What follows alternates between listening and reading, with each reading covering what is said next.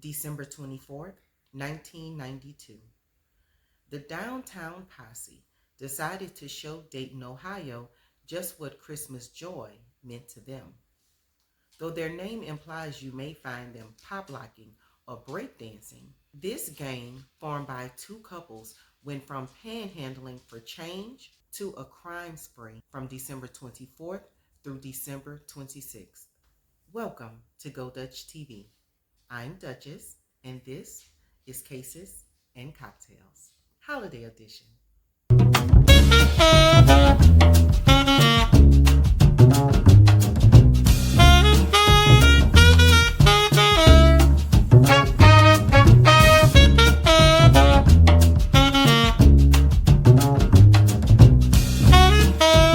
Duchess said give y'all this disclaimer.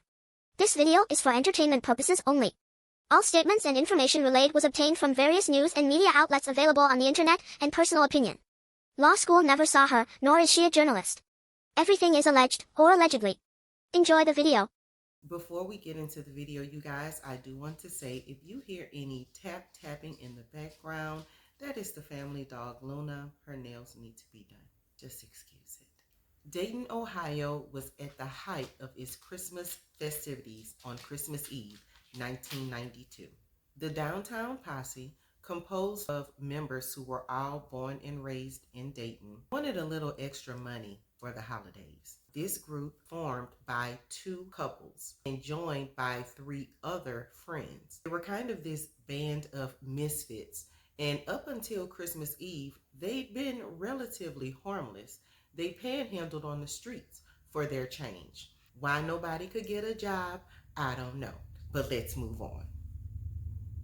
The two couples that put this group together were Marvelous King, who was 19 at the time, and his girlfriend Laura Taylor, age 16 at the time. The other couple was DeMarcus Smith, age 17, and his girlfriend Heather Matthews, who was 20. Of the four, couple Heather Matthews and DeMarcus Smith were the only ones with criminal records. DeMarcus was on probation, and Heather had just been released from a short little bid. Heather also had a cute little crack addiction. Neither Marvelous King nor Laura Taylor had criminal records at the time. In fact, up until a year before, when his brother was killed, Marvelous had been a good student in school. He never got into trouble, but after the death of his brother, his mental health declined and his attitude kind of went all to hell. He was considered the leader of the downtown posse. His girlfriend Laura, the 16-year-old, quiet as it's kept, may have actually been the leader of this gang. To everyone else, Laura was a quintessential good girl, quiet, shy, went to church, all of the things. So it's Christmas Eve, and these unemployed delinquents decide instead of trying to get money an honest way, they're going to rob someone. Their very first victim was someone known to Laura. She knew he had a good job with General Motors, he drove a nice car, and he was also known to pay for the privilege, if you get what I'm saying. A plan was hatched.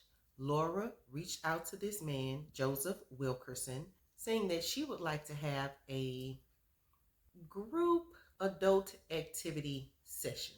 It starts with ORG and ends with Y, if you don't know what I'm saying.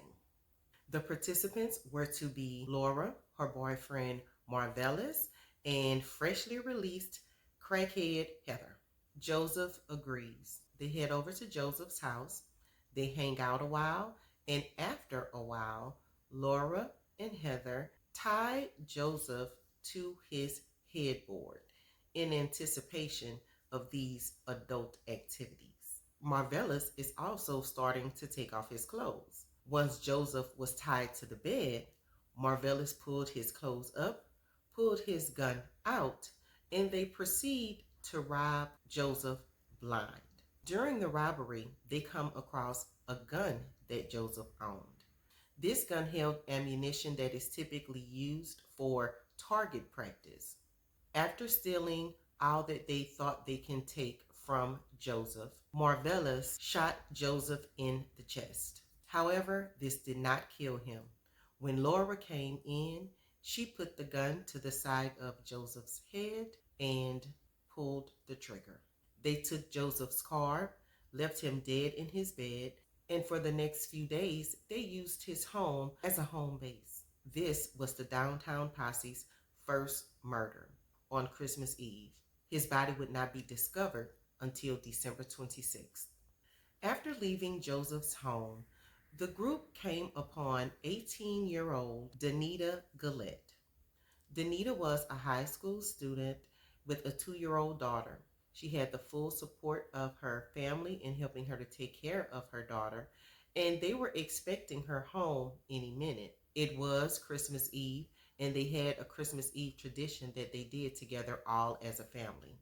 Her sister says before she left their mother's home, the phone did ring, but no one said anything when she answered. So she just hung up and she went home.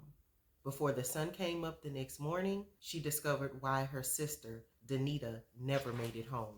The downtown posse spotted Danita at a payphone. They decided, let's rob her. They ran up to Danita, forced her out of her jacket, backpack, and tennis shoes, and then unloaded the gun that they'd stolen from Joseph Wilkerson's house. 5 of the shots hit Danita. Mind you, this was Christmas Eve. People were still out and about. This wasn't an isolated, out-of-the-way phone booth where Superman changes. This was in full view of the public, people who are still milling around on Christmas Eve. Though there were multiple witnesses, the biggest lead that the police had were those bullets that, according to authorities, are not normally used in crime because they're primarily used for target practice. However, they are still bullets and they can kill a person. They did indeed kill Danita Gillette. Now that this fucked up foursome had a taste for blood, they put together a little hit list. Next on that list was the ex-boyfriend of crackhead Heather.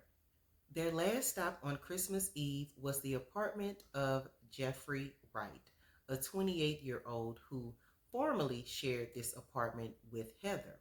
Though Heather's current boyfriend DeMarcus was there with her, she and Jeffrey began to argue. DeMarcus used this opportunity to defend Heather's crackhead honor and unload on Jeffrey. Luckily, his aim wasn't worth a damn, and he only hit Jeffrey 4 times in his legs. Jeffrey was able to escape to a neighbor's house, and he did survive. After shooting Jeffrey, they retired to the home of Joseph Wilkerson. They scavenged for anything else that they could find and steal, and they also located the keys to his second vehicle. The next day, Christmas Day, 1992, the couples had devised a plan for their next victim. This time, it was an ex of 16-year-old Laura. 19-year-old Richard Maddox lived at home with his parents, but he had a job and he had a car, and they figured they can get some money off of him. Laura called him and was able to maybe set up a date with him. However she did it, she did get him to come out of his house. She got in the car with him, and they proceeded to drive off. During this drive, Richard noticed the other cars following them, Joseph's 2 cars, and inside those cars were the other members of the downtown posse. Richard sped up to try and get away, and little innocent Laura's response was to take out her gun, put it to his temple, and pume him in the head. The car veered off the road, and Laura played daredevil and jumped out of the vehicle. Sad to say, she survived, but this did at least put a halt to the rest of their Christmas Day reign of terror, because she was a little she had a little discomfort.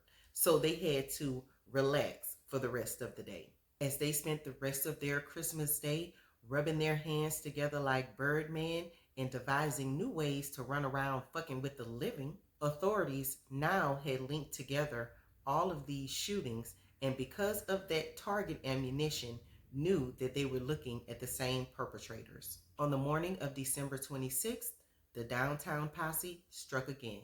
This time, it was at a family-owned mini-mart that had been in the community for decades. After sending little innocent Laura in as a scout, DeMarcus and Marvellas entered the store. The clerk and daughter of the owner of the store, Sarah Abraham, immediately gave them the cash that was in the register, $44. Even though they had the cash in hand, they proceeded to shoot not only Sarah, but Jones Pettis. Jones Pettis did survive. Sarah Abraham died 5 days later from her injuries. Another person who worked in the store hit the floor and played dead, and that saved his life. The downtown posse was these two couples, Marvellas and Laura, and DeMarcus and crackhead Heather. But there were three other friends that, while they hadn't participated in any of their violent activities, they were aware, because these four just couldn't keep their mouth shut. And one of those friends, he got a little scared, and he was like, oh, these niggas is crazy, for real crazy, and they think we a gang like a real gang. I thought we was just trying to get money out people walking by on the street. I didn't know we was like shooting people and killing people for the money. Like, I ain't signed up for this. I signed up to do a little song, do a little dance, do a little break dance. No, he didn't. I just feel like the downtown posse is supposed to be like a dance group. But anyway, he thought they was going to be panhandling and drinking and smoking. He wasn't expecting to be in a gang and do actual criminal activities. So he went straight on to the authorities, and he was like, listen, I'm scared. I think they're going to do me something. And guess what? He was absolutely right. While he was talking to authorities, the downtown posse were hitting the next two people on their list. The other two members of the downtown posse, Marvin Washington and Wendy Cottrell. 18-year-old Marvin and 16-year-old Wendy were lured away from their homes under the guise of drinking and hanging out the day after Christmas. They went out with their friends, they picked up some beer and some wine, they drank, and they rode around in their stolen vehicles. DeMarcus then said that he needed to pee, so they pulled over into a gravel pit. In this gravel pit, they forced Wendy and Marvin out of the vehicle, forced them to kneel, interrogated them, trying to force them to admit they were snitches, and when they did not, shot them both, execution style. Neither Marvin nor Wendy survived. After they killed their friends, they continued to drive around the city looking for victims. They come upon a woman putting air in the tire of her Dodge Shadow, and they decide, we want that car. They hop out, they draw down, and they unload at the victim. She very quickly ascertained what was going on and made a run for it. None of the bullets hit her, but they did steal her Dodge Shadow.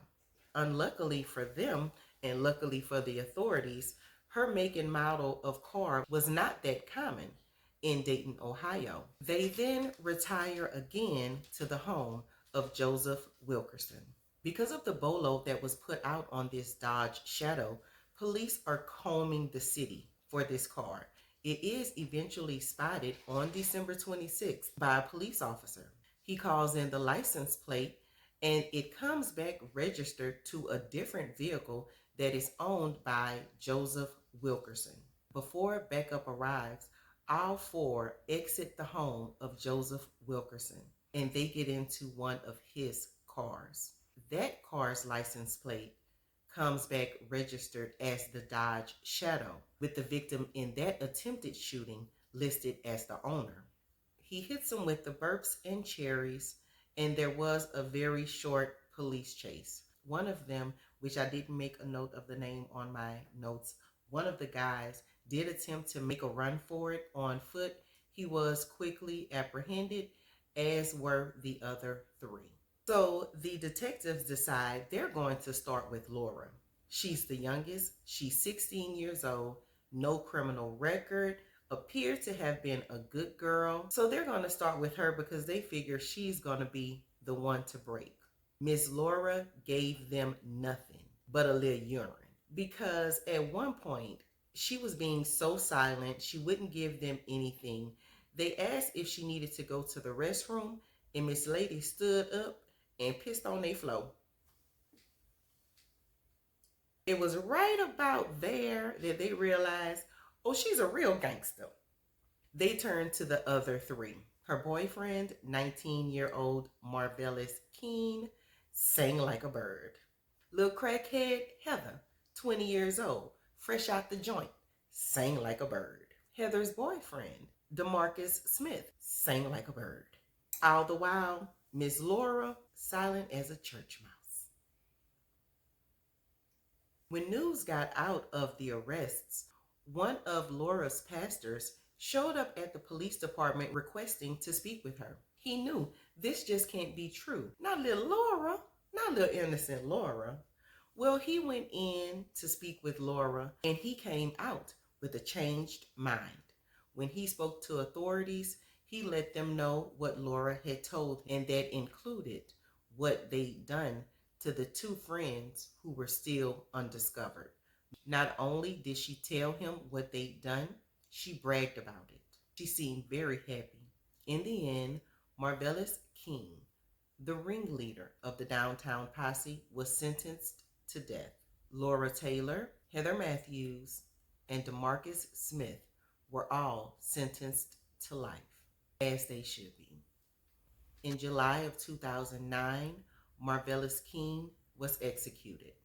Heather, DeMarcus, and Laura are all currently serving their life sentences. Laura, because of new legislation concerning juveniles convicted of violent crimes, is now attempting to have her sentence reduced because she was 16 when she committed these crimes. Let's hope against hope that doesn't happen. Because listen, if you are just running around killing people because you feel like it, you are a menace and you should not be in society. This started with some little bummy ass kids not wanting to work and rob people instead. They went from robbery to murder in the very first robbery. Then they found that they liked it and they just kept going. That is horrifying. Our thoughts and prayers go to the victims and the victims' family. This 3-day crime spree had the city of Dayton in a chokehold. And all of this began on Christmas Eve and ended the day after Christmas. While this was 1992, I found articles from last year, the year before, local Dayton news that still report on this every Christmas. And there's something else. I know that Heather was a crackhead, but the other three, what was y'all on? Now, I know when they picked up Wendy and Marvin, they got beer and wine. And if that's all they were doing, we need to know the brand of beer and we need to know the brand of wine so that I can stay away from it. Now, I don't deal with beer, but I am a cute little wine drinker. So what I don't want to do is sip none of what they sipped. We're not trying to do that. I'm guessing it couldn't have been regular wine. Was it moonshine? Is moonshine considered wine? Was it Taylor Port? Was it Wild Irish Rose? Was it Thunderbird? Was it wine with a little bit of crack in it? Like, I have never had wine. I have questions, but I always have questions. That brings us to the end of another holiday edition of Cases and Cocktails. Thank you again for joining me. If you're new here, please subscribe and become a member of the Royal Court. Please like, share, and comment. Talk to me. I talk back. Do you want to know the beer they were drinking? Do you think it was crack in the wine? Do you think it was Wild Irish Rose or something that like, because you know we used to call winos, but they wouldn't drink in like Chardonnay and shit like that. The old school winos. Is Mad Dog 2020 considered wine? Maybe they was drinking that because that shit was dangerous.